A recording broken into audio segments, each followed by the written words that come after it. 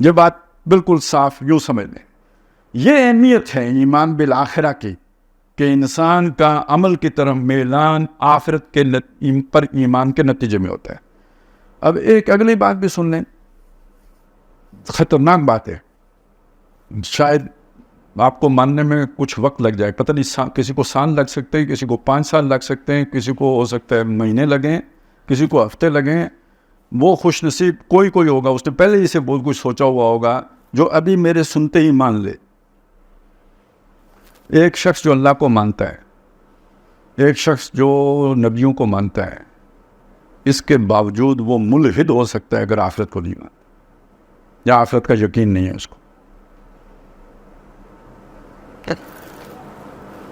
یہ جتنے بڑے بڑے سکالر گمراہ ہوتے ہیں, اہل علم گمراہ ہوتے ہیں, اللہ کو نہیں مانتے ہوتے,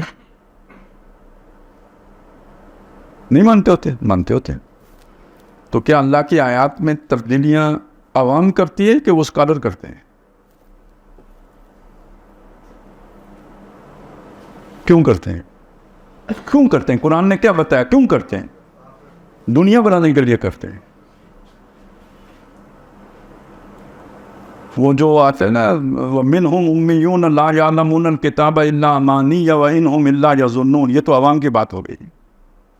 فَوَيْلٌ لِّلَّذِينَ يَكْتُبُونَ الْكِتَابَ بِأَيْدِيهِمْ, اپنے ہاتھ سے کتاب لکھتے, ثُمَّ يَقُولُونَ هَذَا مِنْ عِنْدِ اللَّهِ لِيَشْتَرُوا بِهِ ثَمَنًا قَلِيلًا. پھر کہتے ہیں یہ اللہ کے پاس سے آئی, تو اللہ کو نہیں مانتے. تو باقیوں کو بھی کہتے ہو اللہ کو مان, اور یہ کتاب اللہ کی طرف سے آئی ہے, لکھی میں نے ہے ماشاءاللہ. اور اس کے بعد کہتا ہوں آئیں کدھر سے ہیں؟ اللہ کے پاس سے آئیں. تو میں اللہ کو نہیں مانتا, مانتا ہوں, لیکن کس کو نہیں مانتا؟ حساب کتاب کو نہیں مانتا. میں بخشا ہوں, آخر میں نے کتاب کا علم حاصل کیا ہے. اتنی ڈنڈی بھی نہ ماروں تو اتنی محنت کرنے کی صرف ذرا با ذرا بو ذرا بت کرنے کی مجھے کیا ضرورت تھی؟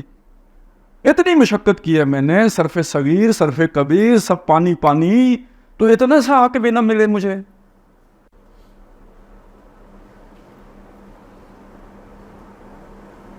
ہو گیا مولد یا نہیں ہوگا؟ اعلان کس شے کو کہتے ہیں؟ اعلان دیریت کو نہیں کہتے, اعلان کج ہونے کو کہتے ہیں, ٹیڑھا ہونے کو کہتے ہیں. لحد ہوتی ہے نا, قبر ہے, ایک لحد ہے. قبر وہ جو سیدھی آپ کھودتے, جو عام طور پر ہمارے ہاں ہوتی ہے, وہ قبر کہلاتی ہے. لحد وہ جو بغلی قبر ہوتی ہے, پہلے سیدھے جاتے ہیں, پھر جا کے اس کو ٹیڑھا کرتے ہیں, اور اندر مردہ رکھ کے پیچھے وہ گڑے شڑے پہلے لگا کے پھر پوری مٹی سے بھر دیتے ہیں. یہ لحد ہوتی تھی جو آگے جا کے ٹیڑھی ہو گئی. یہ جو بندہ سیدھا چلتے چلتے ٹیڑھا ہو گیا, فلا اقسم بالخنس, وہ جو چلتے چلتے الٹے ہو گئے. جو ہم دعا کرتے ہیں ربنا لا تزغ قلوبنا بعد اذ ہدیتنا, اے ہمارے رب ہمارے دلوں کو کج نہ کر دیجیے ہو بعد اس کے کہ آپ نے ہمیں ہدایت دی ہوئی ہو.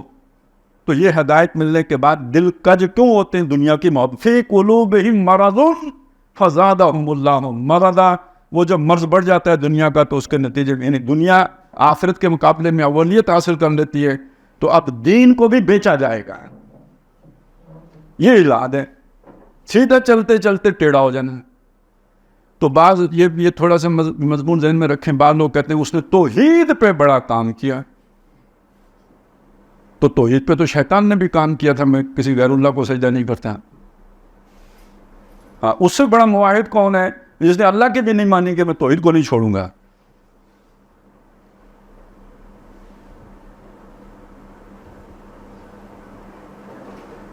تو اسی طرح بہت سے دانشور ہیں جو توحید پہ بڑا کام کرتے ہیں. اچھا, یہ توحید پر کام کرنے والے آپ کو کرسچنز میں بھی مل جائیں گے, یہودیوں میں بھی مل جائیں گے, ہندوؤں میں بھی مل جائیں گے. تو وہ پھر نتیجہ کیا نکلے گا اس توحید کا؟ مسجد مندر ہکڑوں نور.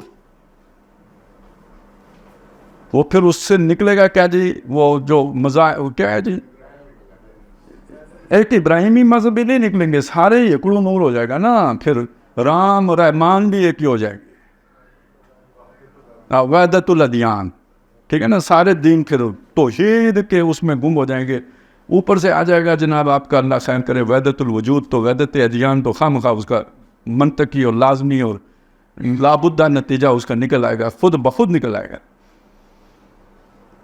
وہاں تو فرعون بھی جو ہے نا دریائے عدم میں غرق ہو جائے گا، مطلب وہ کیا کہتے ہیں دریائے توحید ہی میں غرق ہوا نا. من تو وہ کہتا کس نہ گوید باد ازی من دیگرم تو دیگری من تن شدم تو کیا من تو شدم تو من شدی من تن شدم تو جان شدی تا کس نہ گوید باد ازی من دیگرم تو دیگری. تو ہکڑو نور تو ہکڑو ہی نور ہو گیا نا. پھر تو چور اور شاد بھی ہکڑو ہی ہو گئے. تو یہ سب کس کے نتیجے نکلے؟ پھل ہیں توحید کے. کیوں ہیں اتنی بے فکری کیوں آ گئی؟ آخرت کی پرواہ نہیں ہے.